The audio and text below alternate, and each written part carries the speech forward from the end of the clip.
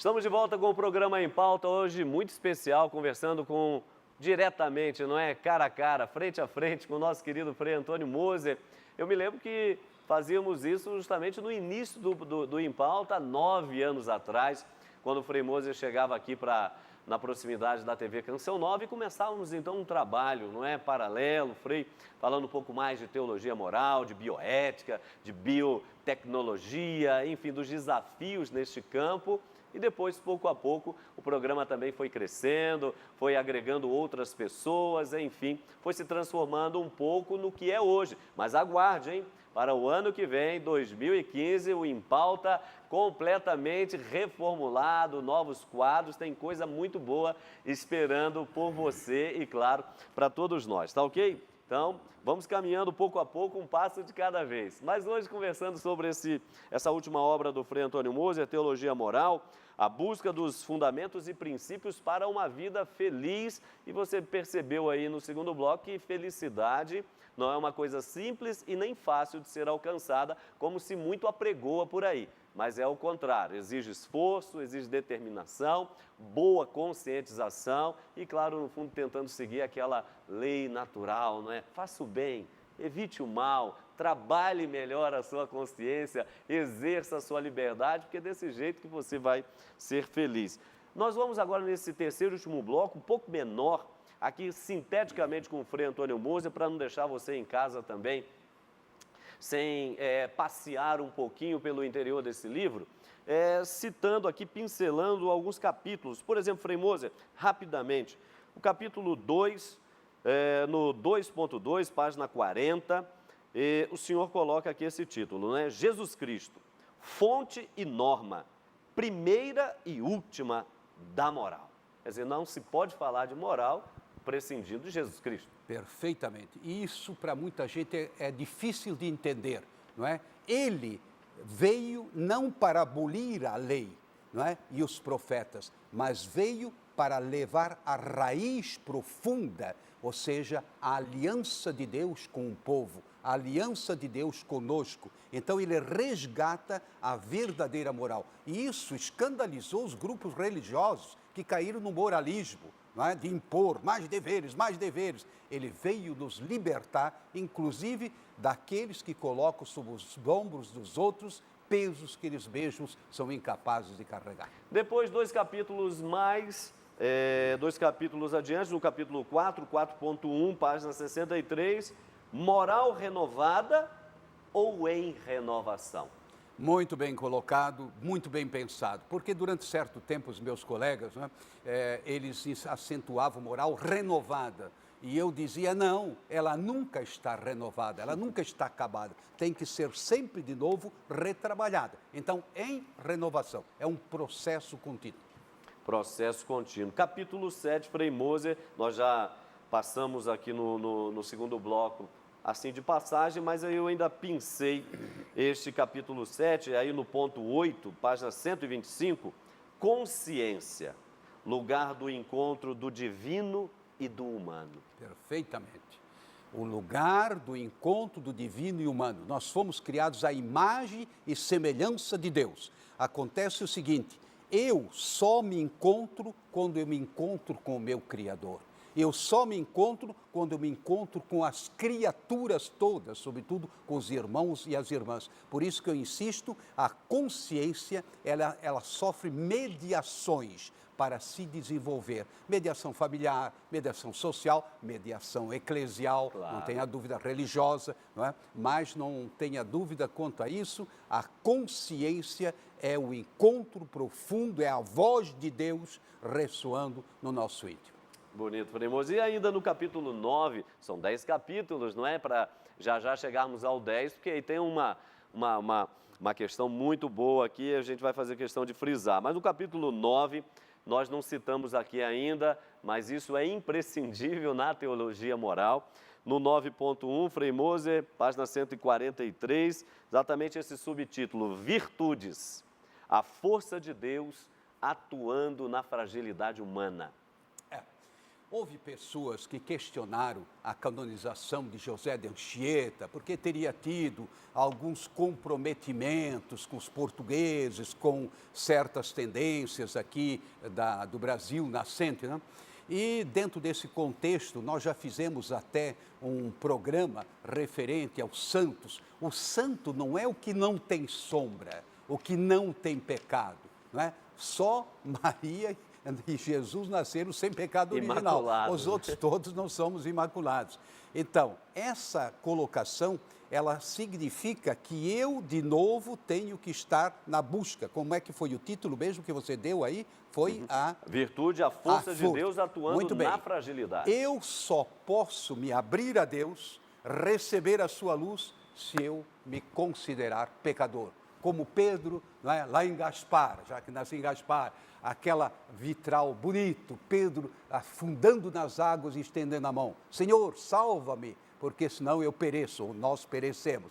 Muito bem, assim Deus só pode atuar em quem grita por socorro e não em quem é autossuficiente. Aqui, na linguagem de São Pedro, não é? Se Deus, por um lado, resiste aos soberbos, Exatamente. ao contrário, concede toda a sua graça aos pequenos, aos Exatamente. humildes, àqueles que se sentem necessitados. E aí entramos no capítulo 10º, que é muito interessante realmente, porque aqui é um pouco a motivação, um pouco o objetivo desta nova obra do Frei Antônio Moser, que é a inspiração atual, não resta a menor dúvida, para a igreja em nível mundial, para os pensadores, para os teólogos, mesmo filósofos, sociólogos, porque tanto no interno da igreja quanto no externo, na sociedade, ele tem sido de fato aí uma pedra de toque, não é?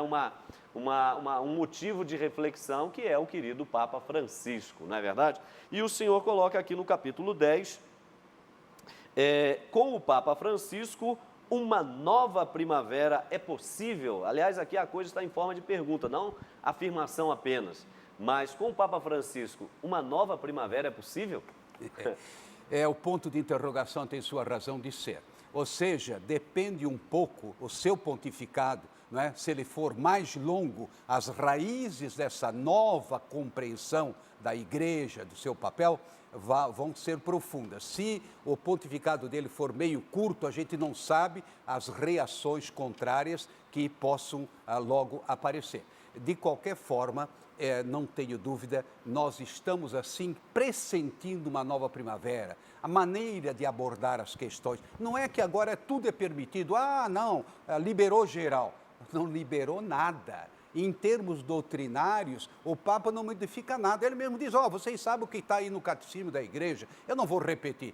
Mas é uma outra maneira de apresentar, não é? A vida cristã, a vida de uma pessoa de bem, o caminho do bem. Então, sorrindo, mas não significa, e compreendendo, não significa que você aprove qualquer comportamento, mas pelo contrário, você tenta estender a mão daquela pessoa que está, segundo o nosso parecer, se desviando do caminho, estende a mão, não para afundá-la, mas justamente para ajudá-la, né, a retomar o caminho. O senhor acabou de lembrar aí aquela passagem inesquecível de Pedro e Jesus na barca, não é? Pedro, Jesus chama para que Pedro vá ao seu encontro, ele até vai, quer dizer, humanamente se caminha com as próprias forças, mas sem a graça de Deus é inevitável a queda, o afundamento, mas Deus, na sua misericórdia, sempre se faz presente, estendendo a mão. Então é esse o tempo que nós estamos vivendo com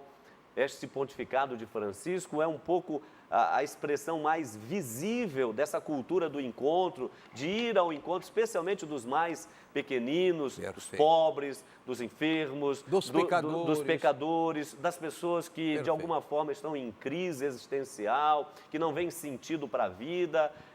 O pontificado de Francisco vai um pouco nessa linha, Frei Antônio Moser? Eu diria, ele está resgatando os ares, não é, que o Papa João XXIII, santo, estabeleceu com a seguinte frase: vamos abrir as janelas para entrar um pouco de ar fresco dentro da igreja, né? Então, é isso que está ocorrendo. Ele retoma as raízes do Vaticano II, aquelas aspirações de uma igreja mais viva, mais presente, mais atuante, da Boa Nova, que vai levar a Boa Nova. É nesse sentido, não é, que eu diria, esse Papa, ele realmente está criando, recriando uma atmosfera mais propícia. Agora, você vai dizer, escuta, mas aí antes, como é que era? Eu acho que os meus colegas, muitos deles, tinham medo de escrever, de dizer o que pensavam. Então, a teologia, ela ficou um pouco esquecida nos últimos anos, não é? Nós perdemos agora um grande teólogo, Padre Libânio, ele não tinha receio, etc. E outros que não têm receio.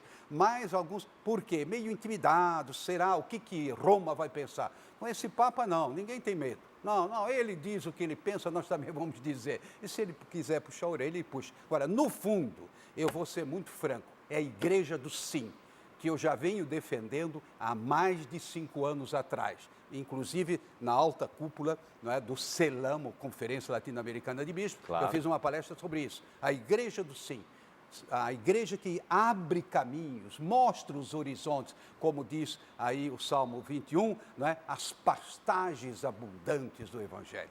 Tá certo. Olha, lembrando que você pode rever esse programa no nosso blog, hein? Acesse o nosso blog aqui da Canção Nova Minas, blog.cançãonova.com CN Minas, não é? No caso, BH, melhor dizendo, não é? Então, blog.cançãonova.com/BH, você tem acesso ao programa em pauta, mas também, claro, as atividades da Canção Nova Minas e muitas atividades. Então, não deixe de acessar. Ô, Frei Antônio Moura, nós estamos caminhando aqui um pouco para o final, mas eu gostaria ainda que, nessa sua fala em relação ao livro, um pouco aqui a gente passeou por ele, mas tem muito mais e você só vai conferir se comprar o seu, né? Se tiver acesso aí ao seu através das livrarias, Vozes, não é? Mesmo já e quem sabe pela Canção Nova também. A quem é destinado esse livro? Apenas a padres, bispos, estudantes de teologia, a quem? Ou a todo mundo? Absolutamente não. Eu já parti da ética, o ethos, a casa, a moradia, é mais do que as éticas. As éticas são como que um desdobramento do ethos, e o ethos significa a casa, a morada do divino no humano. Então, eu já parti de lá para dizer, olha, isso não é só para católico, apostólico romano, nem só para padre, nem sobretudo, é para qualquer pessoa que queira se encontrar e encontrar o caminho da realização, para não cair em ilusões. Então, esse livro se destina realmente a todos. Claro que vai ser mais procurado nas casas de formação, nos seminários, pelo clero, sem dúvida nenhuma. Uma parte do clero faria muito bem em retomar a teologia moral, porque uns são rigorosos demais. E outros um pouco laxos, né? Mas tem alguns que simplesmente agora fazem cara feia com qualquer, mesmo da parte de bispos, vamos dizer assim, fazem colocações um pouco mais acolhedoras. Tem uns padres novos assim que já se empinam, como que dizendo, o que é isso? Não é? Nós queremos permanecer fiéis à doutrina. É dizer, farisaísmo. Está na hora de superar o farisaísmo. E esse livro ele quer trazer de volta essa boa notícia. Felizes sois vós, é dizer, o sermão da montanha que começa com as bem-aventuranças, assim também a teologia moral. Ela vai mostrar as exigências, sem dúvida nenhuma, mas eu diria com espírito novo, alegre e de coragem, porque Ele é que está à nossa frente, ou seja, o Cristo é que nos guia.